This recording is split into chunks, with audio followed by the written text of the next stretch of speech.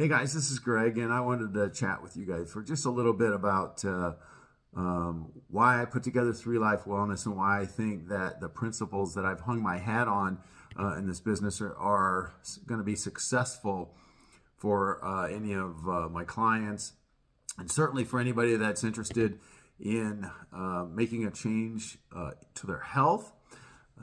There's a lot of noise that's out there in the healthcare industry and in the health and wellness industry, whether it be in the fitness realm or nutrition realm or the psychology realm, anywhere in there where you're really having to find out what it is, say for you personally, what is going to be the best methodology, what is going to be the best pathway for you to achieve long-term health gains. And so there's two sets of principles, I guess, that I run on.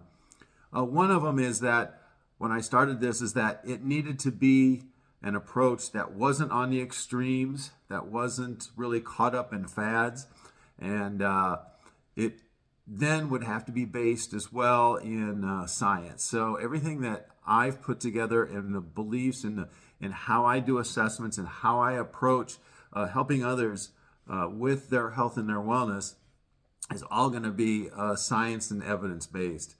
There are lots of good studies out there, but you just never know who the people are that you need to trust.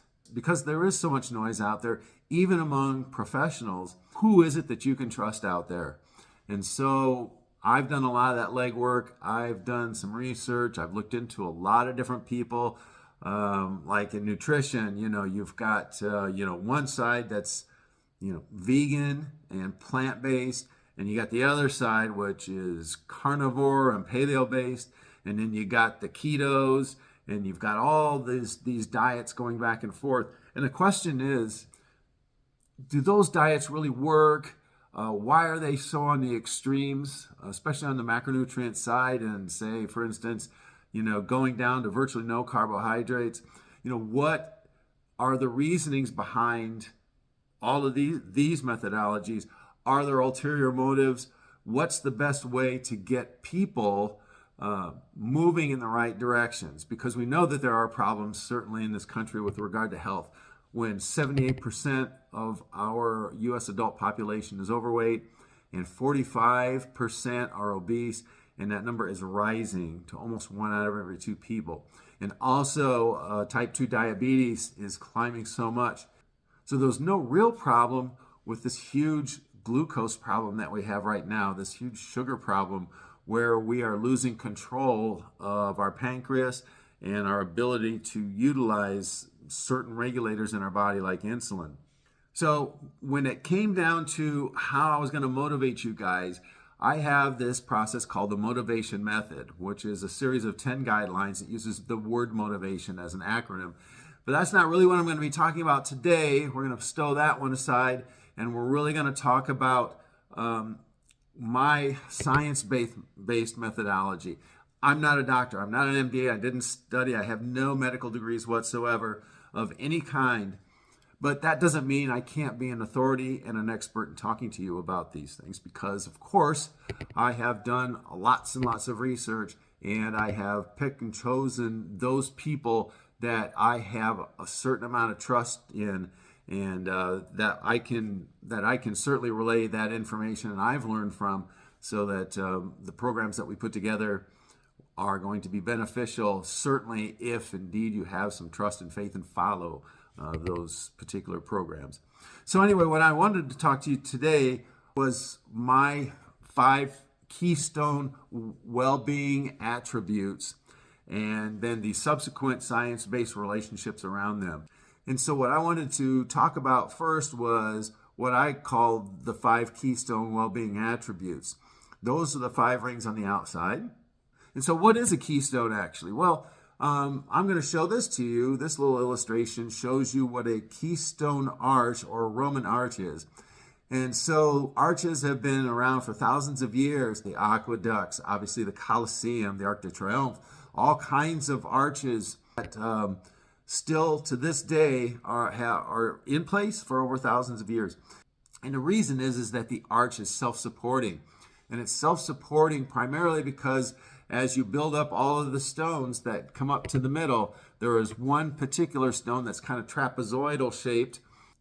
And once that keystone gets slotted in place and finishes the structure, and then you have some supporting members on the sides, and you have a really, really strong archway and a strong support system. So if we look at keystones then metaphorically, so like in these keystone attributes, or say keystone habits as well, the keystone is the primary attribute, or if we're talking about habits, the primary habit for which other habits or other attributes will be supported by. So it takes that one keystone, and from there you can build structure on it.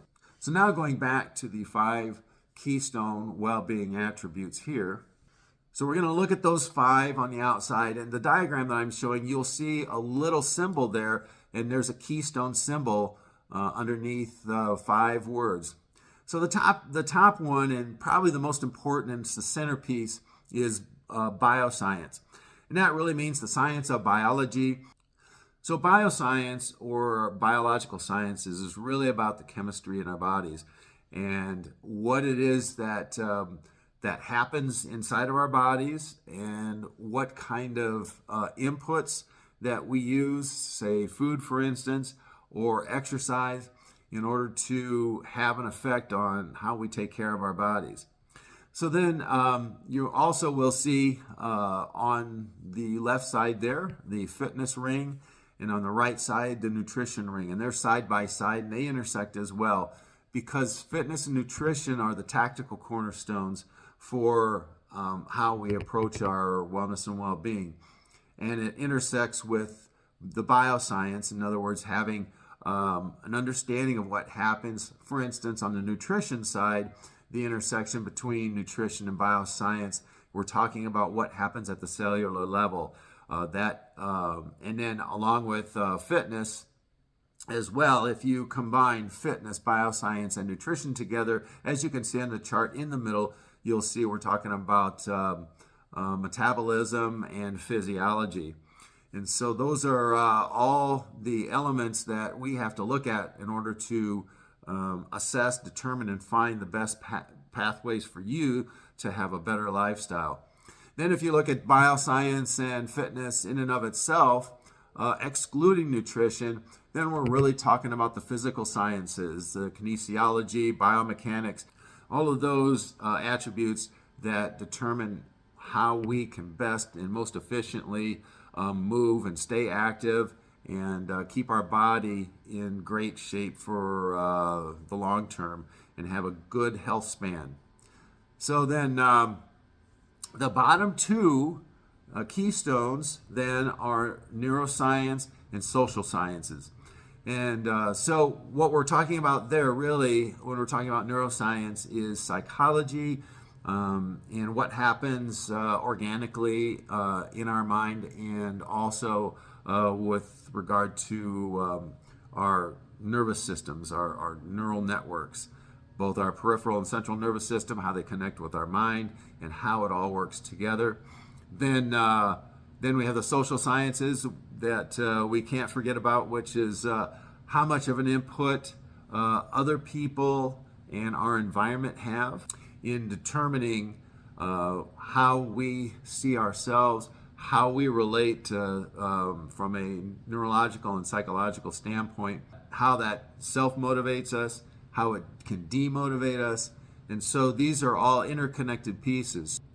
So when you see the neuroscience ring then intersecting with the social science ring, that's where you're going to be affecting behavior. When we begin to intersect these 2 rings, the neuroscience ring, for instance, with, say, fitness, where we're getting into athletic psychology or sports science, for instance, when you start looking at all 5 of these rings coming into play, or say 4 out of the 5 rings, say if you're dealing with, for instance, the bioscience, fitness, and neuroscience side, that's real. The connection of those 3 rings is really our neurophysical world.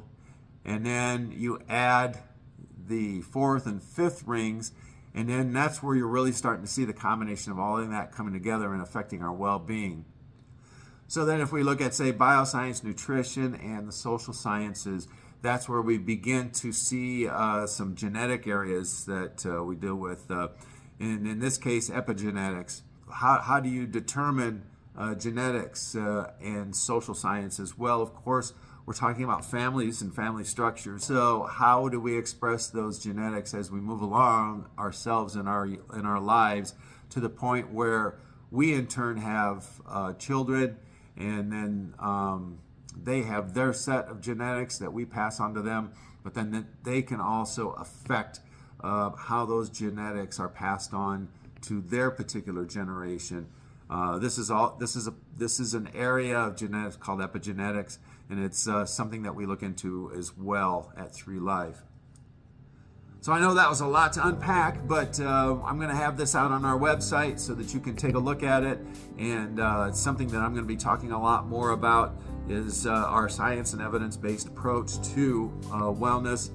And this Venn diagram really, I think, shows it best really by taking those 5 rings, intersecting them, our 5 keystone attributes. And then from there, we have the supporting attributes as well. Hopefully, you get a sense that what we're doing here is really taking a serious evidence and science-based approach to wellness. Nothing that's out on the extremes. We're trying not to let marketing get in the way here, even though I have a huge marketing background.